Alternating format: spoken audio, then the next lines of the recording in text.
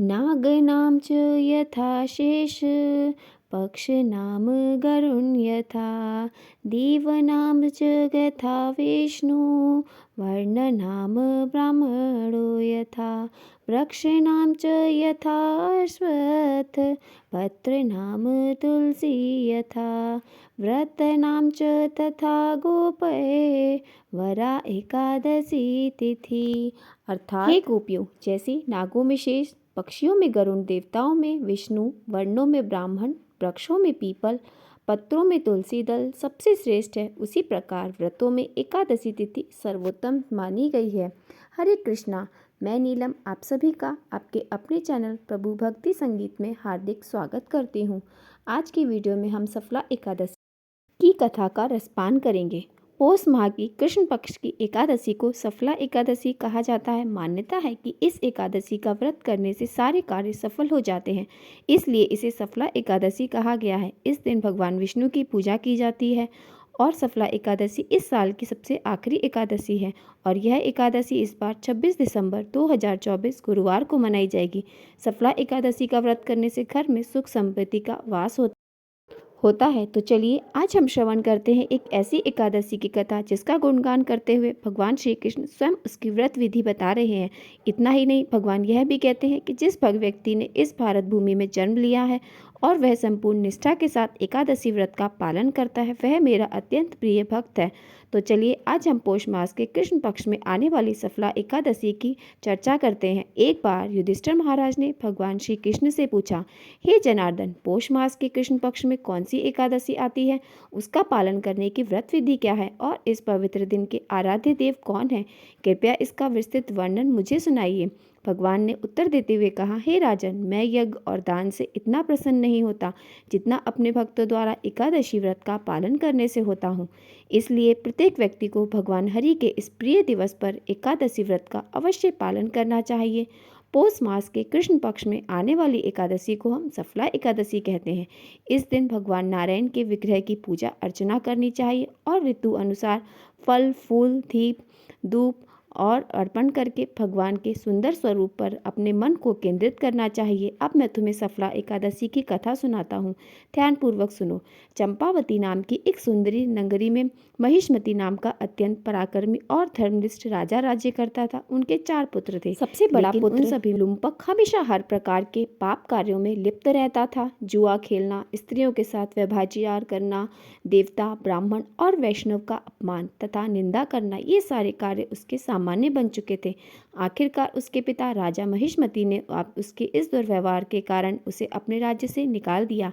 राजा के डर के कारण लुंक का कोई मित्र या स्नेही भी उसके साथ नहीं रहा। अब लुंक अपने राज्य से बाहर एक घनघोर जंगल में चला गया, लेकिन राजा से निकाले जाने पर भी लुम्पक के स्वभाव और पापी मनोवृत्ति में कोई परिवर्तन नहीं आया। उसने अपने पिता की ओर रोष प्रकट करते हुए सोचा कि मेरे पिता ने मुझे राज्य से निकाल दिया, लेकिन अब मैं इस राज्य को ही लूट लूंगा। दिन के समय मैं जंगल में रहूंगा और रात्रि के समय राज्य में लूट मार मचाऊंगा। और उसने ऐसा ही किया। दिन के समय वह जंगल में पशुओं की हत्या करके उनसे अपना पेट भरता और रात्रि के समय नगर में जाकर वहां के लोगों की धन संपत्ति चुरा लेता। कई बार राज्य के लोगों ने उसे नज़र के सामने पकड़ा भी था, लेकिन राजा के भय से उसे इस बात को राजा तक नहीं पहुंचने दिया। राज्य के लोग सोचते कि यह लुम्पक के पूर्व जन्म के कर्म होंगे, जिसके कारण वो इस पापम प्रवृत्ति में संलग्न हुआ है और उसे अपने राज्य से जीवन का त्याग भी करना पड़ा है। लेकिन लुम्पक के पाप कार्यों का अंत नहीं हुआ। जंगल में वह भगवान श्री विष्णु के प्रति अति प्राचीन बरगद के पेड़ के नीचे रहता था और इस प्रकार कुछ समय बीत गया। आखिर एक दिन उसके जीवन में एक चमत्कारी परिवर्तन आया और वो दिन था सफला एकादशी का दिन। एकादशी के दिन पहले दशमी के दिन लुम्पक पूरी रात ठंड के कारण सो नहीं पाया। उसके पास सोने और ओढ़ने के लिए पर्याप्त वस्त्र नहीं थे और पौष मास में पड़ने वाली शीतलहर के कारण उसका शरीर शिथिल पड़ने लगा था। इस प्रकार उसने दशमी के दिन अनजाने में ही जागरण कर लिया। दूसरे दिन प्रातः हुई तो उसके शरीर में शक्ति का संचार नहीं हो रहा था। ठंड के कारण मध्याह्न तक वह ऐसे ही वृक्ष के नीचे भूखा पड़ा रहा और भूख प्यास ने उसके शरीर को अशक्त बना दिया और इसलिए वह जाकर किसी पशु का शिकार करने के लिए भी सक्षम नहीं था। आज पहली बार उसने अपनी असहाय अवस्था का अनुभव हो रहा था। किसी भी तरह उसने हिम्मत जुटाई और धीरे धीरे उस बरगद के पेड़ के पास जितने फल गिरे हुए थे उसे वह एकत्रित करने लगा। ऐसा करते करते संध्या का समय बीत गया। अब अपनी इस दुर्दशा के ऊपर पछतावा करते हुए पीड़ा से युक्त आर्दवाणी में लुम्पक प्रार्थना करते हुए कहने लगा, हे प्रभु, मेरी क्या स्थिति हो गई है? अब मैं क्या करूं? कहाँ जाऊं? श्री हरि कृपया मेरे ऊपर दया करे और इन फलों का स्वीकार करे। इस प्रकार प्रार्थना करके उसने इन फल को भगवान को अर्पित किया। उस रात्रि भी ठंड के कारण वह सो नहीं पाया, लेकिन परम दयालु भगवान मधुसूदन इस प्रकार लुम्पक द्वारा अर्पित किए गए फलों से अत्यंत प्रसन्न हो गए, क्योंकि अनजाने में ही सही लुम्पक ने सफला एकादशी व्रत का पालन किया था, भगवान को फल अर्पित किए थे और रात्रि को जागरण किया था। दूसरे दिन प्रातः जैसे ही सूर्यदेव प्रकट हुए, उसी क्षण एक सफेद तेजस्वी घोड़ा लुम्पक को ढूंढता हुआ वहां आ पहुंचा और उसी क्षण एक आकाशवाणी हुई। बादलों की गड़गड़ाहट सुनाई दी और उस दिव्य ध्वनि ने लुम्पक से कहा, हे लुम्पक, यह घोड़ा तुम्हारे लिए आया है। हे राजा महिषम के पुत्र, परम भगवान श्री वासुदेव की असम कृपा और सफला एकादशी का नियम पूर्वक पालन करने के कारण तुम्हारे समस्त पाप कर्मों का नाश हो चुका है। अब तुम इस घोड़े पर सवार हो जाओ और अपने पिता तथा परिवार से मिलने के लिए वापस अपने नगर में जाओ। इसी क्षण तुम्हारा राज्य तुम्हें वापस मिलेगा। जाओ। आकाशवाणी सुनकर लुम्पक गदगद हो गया और सफला एकादशी द्वारा अर्जित पुण्य फल से उसका देह पुण्य का और वह उसी क्षण घोड़े पर सवार होकर वापस अपने राज्य में चला गया। भगवान की कृपा से राज्य में पुनः उसने अपने राजकुमार का दायित्व संभाला। जब उसके पिता ने उस प्रकार से वैष्णव सद्गुणों से युक्त उसे पाया तो वह अत्यंत हर्ष हुए और कुछ समय पश्चात राजा महिष्मति ने राज्य अपने पुत्र को सौंप दिया और लुम्पक ने अनेक वर्षों तक सुखपूर्वक राज्य किया। भगवान श्री कृष्ण की कृपा से उसने एक परम सुंदरी राजकुमार से उसका विवाह करा दिया और उसे भी पुत्र प्राप्त हुआ। जब उसका पुत्र युवान हो गया तो लुम्पक ने भी अपने पिता की तरह ही अपने पुत्र को राज्य सौंपकर स्वयं जीवन की परम गति को प्राप्त करने की इच्छा से जंगल में प्रवेश किया। इस भौतिक शरीर का त्याग करने के बाद उसे वैकुंठ लोक की प्राप्ति हुई। सफला एकादशी का समापन करते हुए भगवान श्री कृष्ण ने युधिष्ठिर महाराज से कहा, हे राजन, जो भी व्यक्ति इस प्रकार मेरी शरण में आता है वह हर प्रकार के कष्टों और दुखों से मुक्त हो जाता है और जीवन के अंत में वह मेरा हो जाता है।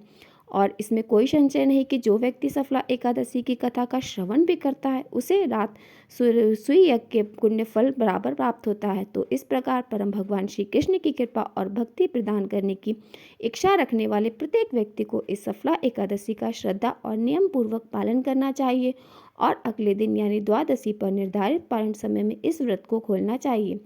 पद्म पुराण में कहा गया है कि महाहानिशा द्वादशी लिखलाखी तान नाम करोति धर्मम कर हरणशना। देव सरस्वती अर्थात जिस प्रकार कोई बिना स्नान सरस्वती नदी में चरण डालता है तो वह अपने पुण्य को खो देता है, उसी प्रकार यदि कोई द्वादशी पर अपने एकादशी व्रत का पालन नहीं करता है तो उसके पुण्य फल का भारी मात्रा में क्षय हो जाता है। तो अब इस श्लोक से आप समझ जाइए कि एकादशी व्रत का पालन कितना महत्वपूर्ण होता है। एकादशी व्रत का पालन करने के लिए सर्वप्रथम एकादशी के अगले यानी द्वादशी पे प्रातः ब्रह्म मुहूर्त में उठ जाएं, स्नान इत्यादि से स्वयं को शुद्ध कर लें। जब आप अपने दैनिक प्रातःकालीन सेवा पूजा समाप्त कर लें तो इसके बाद भगवान को अर्पित करने के लिए अपनी क्षमता अनुसार स्वादिष्ट और सात्विक भोग तैयार करें। जब आप भगवान के लिए भोग बनाते हैं तो उस समय भगवान की कथा या फिर उनकी लीलाओं का श्रवण अथवा स्मरण करना चाहिए। जब भोग तैयार हो जाए तो उसमें तुलसी पत्र रखकर भगवान को अर्पित करें। भगवान से प्रार्थना करने के बाद अब आप अपने घर में किसी वैष्णव या ब्राह्मण को आमंत्रित करें और उन्हें भगवान को अर्पित भोग प्रसाद के रूप में प्रदान करें।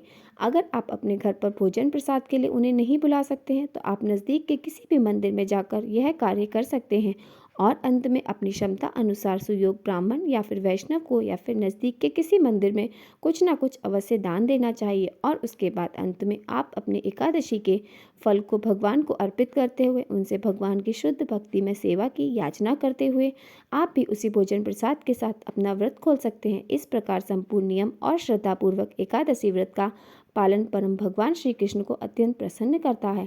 और आपको इस मंत्र का जाप अवश्य करना चाहिए, ओम नमो भगवते वासुदेवाय।